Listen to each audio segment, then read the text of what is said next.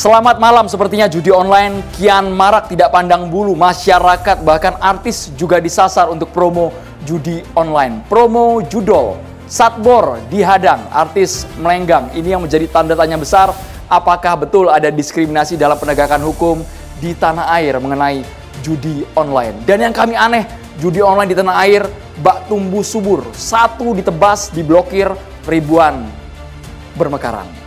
Bahkan ada data dari komunikasi dan juga digital, kementerian yang mengatakan dari 4 sampai 11 November sudah ada 90.000 lebih situs judi online telah diblokir. Tapi kenapa tetap kian marak? Kami akan membahasnya dengan para pakar dan juga orang yang pernah dan nyaris ikut promosi judi online padahal tidak tahu menahu sama sekali. Kita juga menghadirkan ada teman-teman dari Universitas Profesor Mustopo Bragama. Terima kasih teman-teman, tepuk tangannya boleh. Saya yakin teman-teman di sini main media sosial, di Instagram, di TikTok, di YouTube, di Short. Hati-hati, banyak kemasan, ada pop-up muncul ternyata promo judi online yang kita sendiri juga tidak tahu. Ada kombinasi huruf sama angka. Pernah punya pengalaman itu? Jangan sampai ya guys ya. Jangan sampai, meskipun menggiurkan. Kita sudah menghadirkan para narasumber yang luar biasa, tapi kalau lihat narasumbernya pakaiannya semua elegan banget, sama seperti pakaian yang saya gunakan dari BHS Batik Jacquard. Keren-keren banget narasumber malam ini ya. Saya boleh ke paling kanan. Ini yang cerah sumringah wajahnya. Meskipun rajin live TikTok dan nyaris kena prank di endorse judi online. Mbak Dinar Candy, tepuk tangan buat Mbak Dinar Candy. Sehat Mbak? Kita cek audio dulu boleh Mbak? Iya, sehat. Wah luar biasa. Berantas judi online sepakat Mbak ya? Sepakat. Keren. Saya pernah dipanggil juga masalahnya. Sabar Mbak, sabar. Nanti curhatannya ditumpahkan semua Mbak malam hari ini. Kemudian dari sisi kanan dulu Mbak Devi Rahmawati, pengamat sosial dari Universitas Indonesia. Mbak Devi sehat Mbak Devi? Alhamdulillah. Sudah lama tidak bersua. Siap. Mbak Devi selalu muncul ketika kasus-kasus negatif bermekaran di muka bumi ini Mbak ya. Thank you banget Mbak Devi ya. Siap, Mas Roy Suryo. Sehat Mas Roy Suryo? Alhamdulillah. Sehat tapi gara-gara judi online bisa jadi nggak sehat kita. Waduh. Oh iya, nanti banyak. Yang jelas ada, bukan bekas pejabat, masih pejabat sekarang yang sedang berdegup. Nah, nanti kita katanya Mas Roy Suryo janji malam hari ini di meja catatan demokrasi mau bongkar cerita yang belum pernah diungkap di semua tayangan TV. Betul, ini demi Garuda Pancasila. Demi NKRI Mas ya? Demi NKRI. Malam hari ini kami tunggu janjinya Mas Roy Suryo. Iya. Kami juga menghadirkan ada Abah Habimanyu Wahyu Hidayat. Abah, sehat Abah? Pakar telematika kita. Alhamdulillah sehat. Gimana Abah? Liar nggak Abah? Ngadepin situs judi online ini? Gak usah liar, pertama saya nggak ikutan. Jadi kalau untuk ngebantai asik aja, mau-mau aja. Itu, bah. Cuma cara hari ini nggak asik. Kenapa Bah? Saya kayaknya bakal berhadapan sama Roy, kali ini kita nggak berseberangan. Biasanya berhadapan sama dia berseberangan. Terus kali ini saya bilang, kita mesti ngebela siapa? Ada yang mau bela judi, kita nggak mau saya bilang. Saya mau melawan judi, dia mau membela judi katanya. Ya. Malam hari ini satu guru, satu ilmu, semua perangin judi online. Terima kasih banyak Abah ya. Ya, makasih. Di tengah yang rapi-rapi, ini anggota Dewan yang terhormat, terima kasih banyak. Irjen Pol Purnawirawan Rikwanto, anggota Komisi 3 DPR RI. Pak Rikwanto sehat Pak? Alhamdulillah, sehat. Seger waras.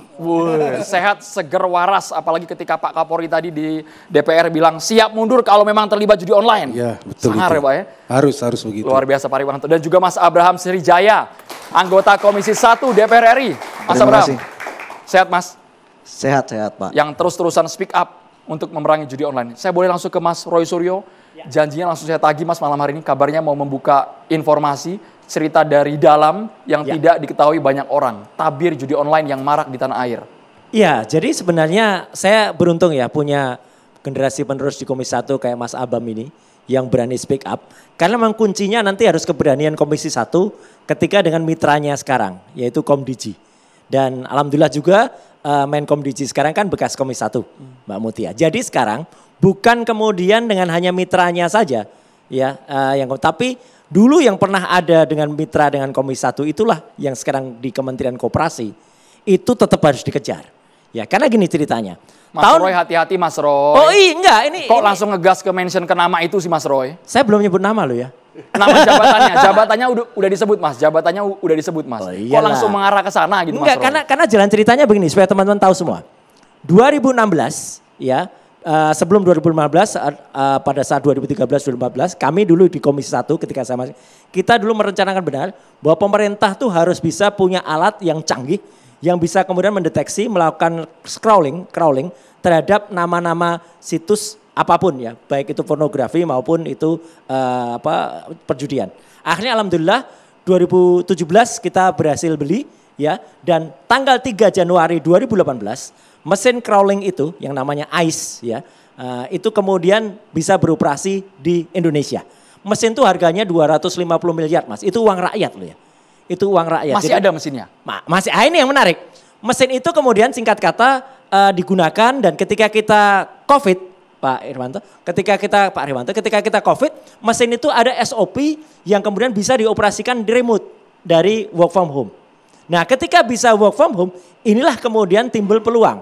Dan ketika COVID itu sudah tidak diberlakukan lagi di Indonesia, ternyata ada juga pada itu pergantian Menkominfo waktu itu. Dari Johnny Gerald Plate ke Budi Aris Setiadi.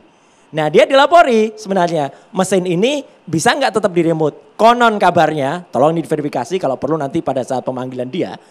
Apakah masih tetap diizinkan mesin itu dioperasikan dari luar kantor Kominfo? Ternyata jawabannya Mas Abah bisa.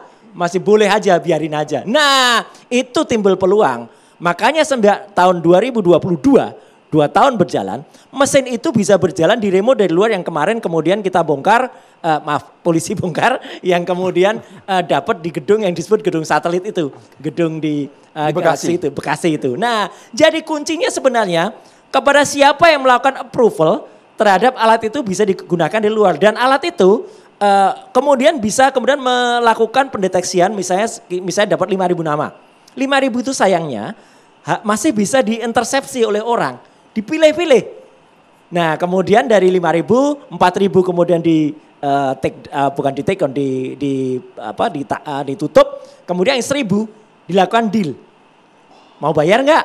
Gitu. Kalau bayar dia bisa jalan. Dan ceritanya kemarin ini buat masyarakat Indonesia. Kalau kemarin ada info bahwa satu situs itu bayar 8,5 juta, saya nggak percaya Mas. Informasi yang saya dengar dari dalam ya.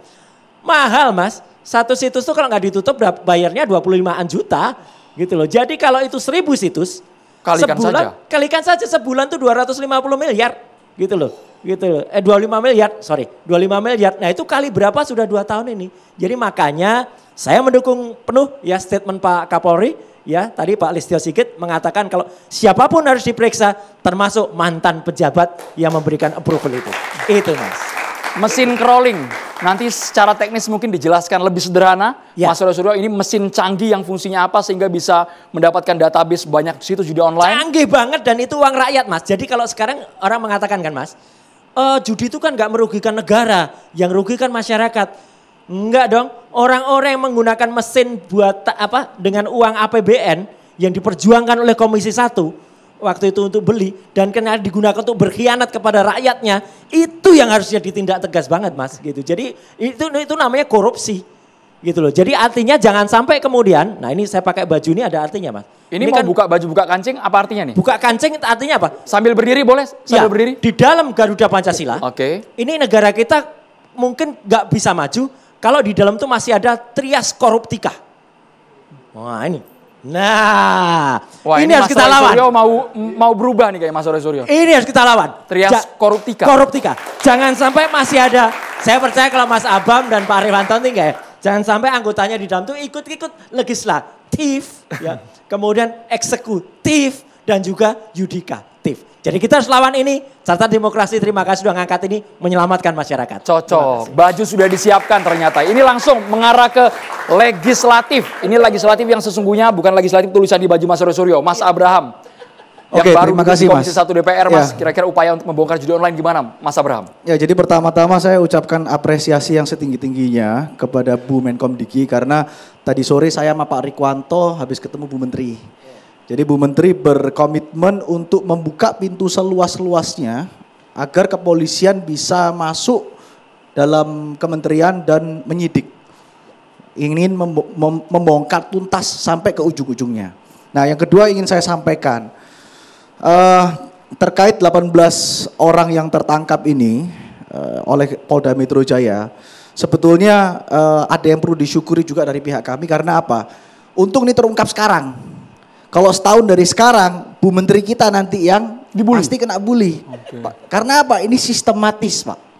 Ini saya harus katakan ini sistematis. Kenapa? Ada seseorang yang bernama AK yang tidak lolos tes seleksi.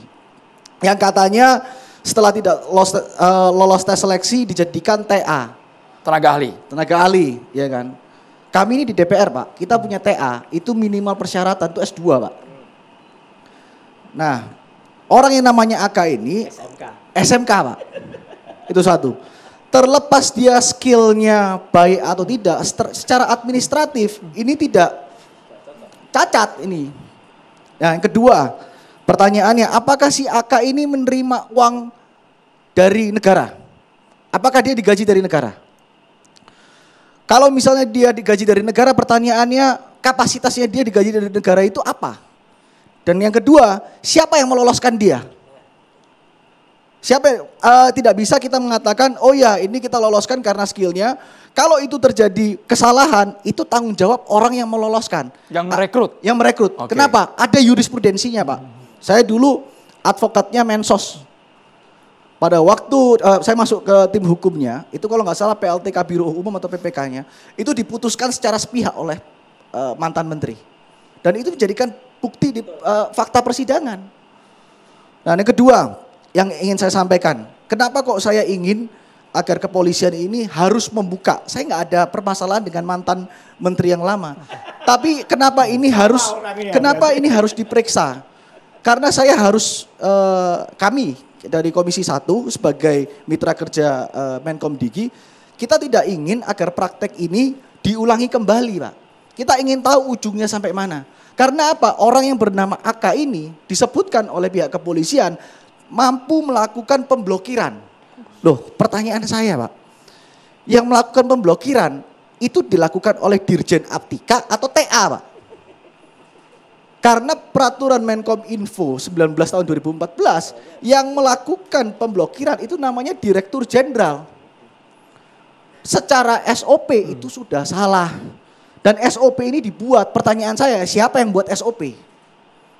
Nah, dari situ polisi perlu melakukan pendalaman apakah masuk judol atau adakah dugaan tindak pidana korupsi, Pak? Kenapa kok saya bilang seperti itu? Dugaan tindak pidana korupsi itu ada 3, Pak. Merugikan negara. Oke. Iya kan? Adakah kerugian negara? Tadi disebutkan oleh Bang Roy. Selain itu ada lagi, Pak. Apabila AK ini digaji oleh negara, itu kerugian negara. Lalu tadi juga ada pemaparan. Saya juga melihat apa yang hasil dari judi online ini yang seharusnya bisa membantu perekonomian negara malah masuk ke tempat yang tidak dikenakan pajak di judi online ini. Itu satu. Yang kedua, adakah perbuatan melawan hukum? Sudah pasti ada, Pak. Karena apa? Melanggar formil dari Permen Kominfo 19 tahun 2014. Yang terakhir, boleh ada mantan menteri mengatakan tidak ada aliran uang dana ke saya. Loh, Tom Lembong juga tidak ada aliran dana ke dia. Karena ini berkaitan dengan menguntungkan diri sendiri atau orang lain. Nah, ini kenapa kok harus diusut sampai tuntas? Saya kan selalu mengatakan kenapa harus diperiksa mantan menteri kita, bukan karena saya ada dendam pribadi, tidak. Sekarang masih menteri, Mas dia. Ya, mantan menteri Menkom Info maksud saya. Karena apa? Terlepas dia salah atau tidak salah, dia bertanggung jawab untuk memberikan keterangan yang sebenar-benarnya. Apa yang terjadi? Kenapa? Oke. Tenaga ahli yang diperiksa itu adalah tenaga ahli menteri. Jadi dia harus memberikan keterangan, menjelaskan struktural bagaimana. Dan seingat kami yang bersangkutan yang tadi di-mention jabatannya, dia juga siap untuk diperiksa kapanpun, siap untuk kooperatif Itu dengan bagus aparat sekali. untuk membongkar setuntas-tuntasnya. Sesaat lagi Catatan Demokrasi akan segera kembali. Kita mau nanti dengar cerita curhatan dari Mbak Dinar Kendi. Masuknya judi online di live media sosial itu bagaimana sih Mbak Dinar? Hanya di Catatan Demokrasi pemirsa. Tetaplah bersama kami.